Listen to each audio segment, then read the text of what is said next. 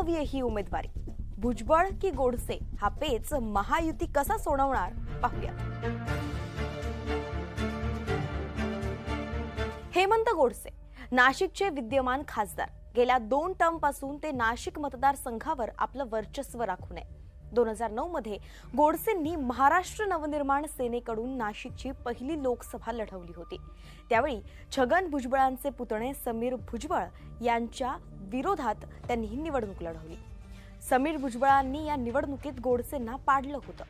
छगन भुजबळ त्यावेळी मंत्री होते आणि नाशिकमध्ये त्यांची प्रचंड ताकद होती। अशा ताकदीच्या काळात फक्त 20,000 मतांनी गोडसे पडले होते।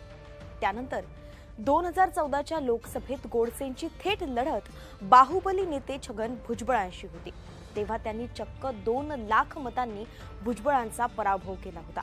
2019च्या निवडणुकांमध्ये पुन्हा समीर भुजबळ वर्सेस हेमंत गोडसे अशी लढत झाली। तेव्हा गोडसेंनी बाजी मारली आणि 2.5 लाख मतांनी समीर भुजबळांना धूळ चारली। छगन भुजबळ या बाहुबली नेत्याच्या चलतीच्या काळात या काका पुतण्याला 2 ते 2.5 लाख अशा ऐतिहासिक मतांनी पाडण्याची किमया गोडसेंनी केली होती आणि याचं कारण होतं त्यांचा मतदारसंघातील दांडगा जनसंपर्क।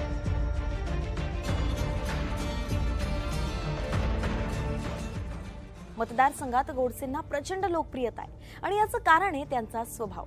शांत संयमी असा गोडसेंचा स्वभाव गुण आहे। नगरसेवक जसा प्रत्येकासाठी उपलब्ध असतो तसे ते लोकांना उपलब्ध होतात। फोन केला की काम करणार, अगदी बिल कमी करण्यासारख्या कामासाठी सुद्धा हॉस्पिटलला बसणारा नेता म्हणजे गोडसे असं मतदारसंघातील लोक सांगतात। ग्राउंड झिरोला त्यांचं काम आहे। पहिल्या निवडणुकीला गोडसे पडले त्याच्या दुसऱ्याच दिवसापासून ते कामाला लागले होते। मतदारांचे आभार मानायचं काम त्यांनी सुरू केलं होतं। या 10 वर्षांमध्ये त्यांनी प्रचंड नेटवर्क तयार केलंय। नाशिकमध्ये शिवसेनेचे 1200 ते 1600 बूथ आहेत, तिथे गोडसेंची स्वतःची यंत्रणा कार्यरत आहे। प्रत्येक तळागाळातील लोकांशी संपर्क ठेवणारा नेता अशी त्यांची ओळख मतदारसंघामध्ये आहे। इथेच भुजबळ कमी पडतात। त्यांच्या कामाशिवायच दुसरा फॅक्टर आहे तो नाशिकमधील जातीच्या समीकरणाचा। नाशिक हा मराठा बहुल मतदारसंघ आहे। 20 लाखांमध्ये साधारणतः 8 ते 9 लाख मराठा समाज आहे, म्हणजेच 45% मराठा समाज आहे, तर ओबीसी समाज हा 2 ते 3 लाख इतका आहे।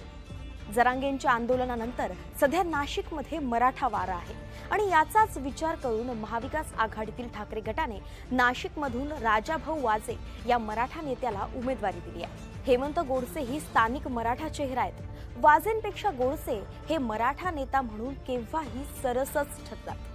वाजे हे सिन्नर पर्यंत सीमित आहेत। ग्रामीण सिन्नर सोडलं तर त्यांचं बाकी 5 विधानसभा मतदारसंघावर नेटवर्क नाहीये, पण गोडसेंचं 6 सुद्धा मतदारसंघात तगडं नेटवर्क आहे।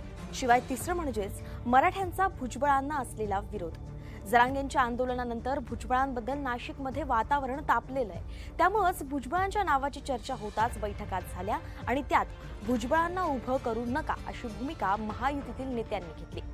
अजित पवार गटातील मराठा नेत्यांनीही भुजबळांचा पराभव होईल असंच सांगितलं। अशा प्रकारेच आपल्या कामावरचा विश्वास, मराठा फॅक्टर आणि भुजबळांबद्दलची नाराजी यामुळेच भुजबळांसारख्या महाबली नेत्याला आपण टक्कर देऊ शकतो असा विश्वास गोडसेंना वाटतोय।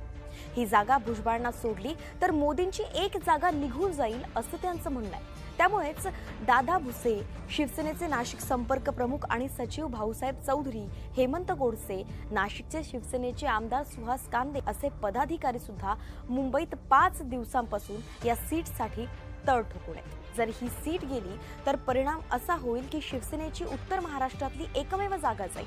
त्याने नाशिकमध्ये मोठी बंडखोरी होऊ शकते असं सुद्धा राजकीय तज्ज्ञांचं म्हणणं आहे। तर राजकीय वर्तुळात अशी सुद्धा चर्चा आहे की भुजबळांना गोडसेंचं वर्चस्व संपवण्यासाठी ही जागा हवीच। नाशिकच्या जागेवरून सुरू असलेली ही रस्सीखेच